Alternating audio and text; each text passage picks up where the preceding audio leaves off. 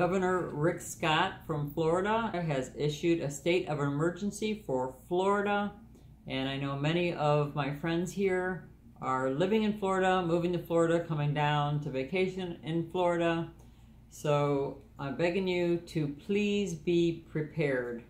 This storm is about 6 days away. If you've watched the news, you saw what happened in Texas and surrounding states with Hurricane Harvey. It's nothing to play around with. If you're in a flood zone, near rivers, near the coast, you might want to consider calling a hotel like right now to make a reservation to evacuate ahead of time. If the storm truly does hit Florida, all the spaghetti noodles are heading straight to Florida. If you're not sure what spaghetti noodles are, they're the lines that show you what they believe, the weather forecasters believe, where the storm will hit. If you go to myfoxhurricane.com, I'm not affiliated with them in any way, but I've been going to that site every year, especially during hurricane season, since I moved to Florida about 8 years ago.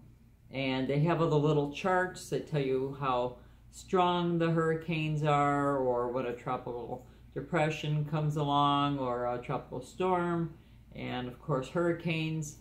And this hurricane is a hurricane category 4 already. It's strong, it's not to be played around with. So you want to get extra food, extra water, know what's going on, keep a close eye on this. The storm is 6 days away, so this means this storm could hit anywhere. It could head into the Gulf, it could go up along the coast, it could hit Florida and then out back and along the coast. I think a large area will be affected with millions of people in its way.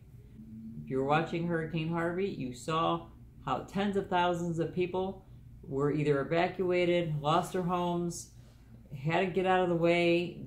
They went to the stores at the last minute because they didn't have any food at home, because they were not prepared. I know I have a playlist on this channel, if you haven't seen it, about emergency preparedness.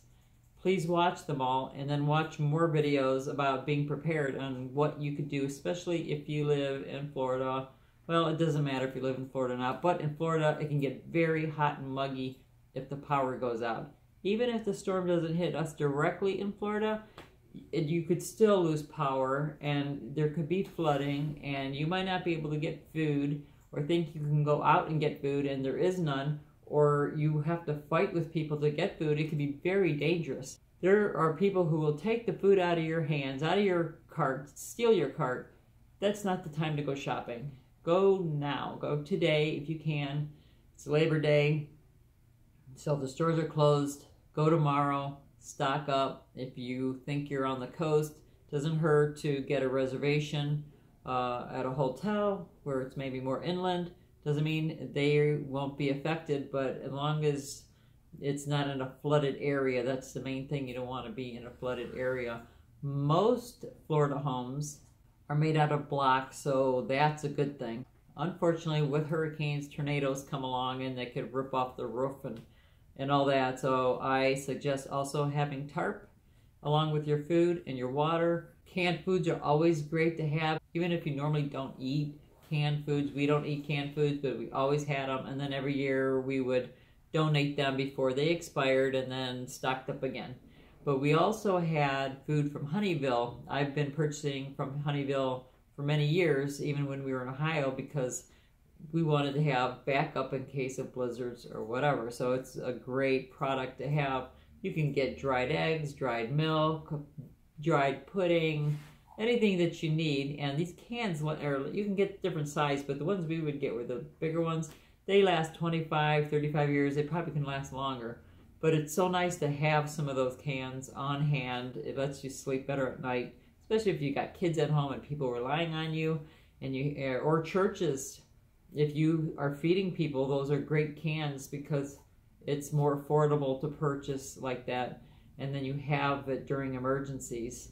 I am an affiliate with Honeyville because I love Honeyville and I've been with them for so many years.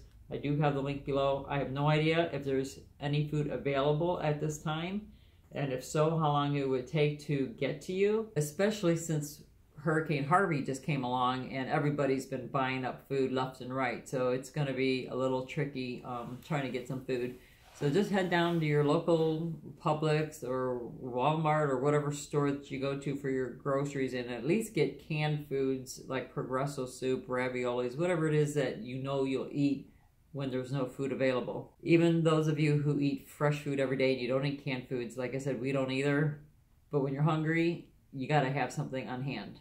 One of the things we also did was our empty gallons of orange juice or milk, we would fill up and leave this much space up on top and freeze it. They're like ice blocks. They last longer than just ice bags. It doesn't hurt to have ice bags too. And we also had a couple of coolers if we needed it for whatever reason. But we put those blocks ahead of time in the freezer. I would do that like tonight. If you have any empty gallons available, make sure you rinse them out. Now, if you plan on drinking that water, you're going to have to make sure that that's extra clean, and milk cartons aren't really a great container to use when using water. There's some videos with more information on how to do that and how many drops of bleach that you should put in the water to make sure that it stays good and all that. Off the top of my head, I can't think of exactly how to do it, but there's YouTube videos telling you how to do that. But just to have blocks of ice, you can do that right now, so it will keep your refrigerator cool for much longer, because even with the door closed, your refrigerator will warm up very quickly in Florida. In the northern states, it lasts longer, but in the south, it gets hot and it gets muggy, and you're going to want to keep your food cool until you can eat it all. If you don't have a filter or filters, I recommend that you have them so you can filter water if you had to, rainwater, because Florida gets a lot of rain, and during hurricanes you'll get a lot of rain, so at least you can get water that way. But you have to make sure it's filtered. You could probably get those little drops, and there might be filters at like a Walmart or on Amazon or Honeyville, wherever you want to get it. But because the storm is following a huge storm, Hurricane Harvey, and now this is a Category 4 already, over 130 miles an hour sustained winds. That's huge, and it could get larger.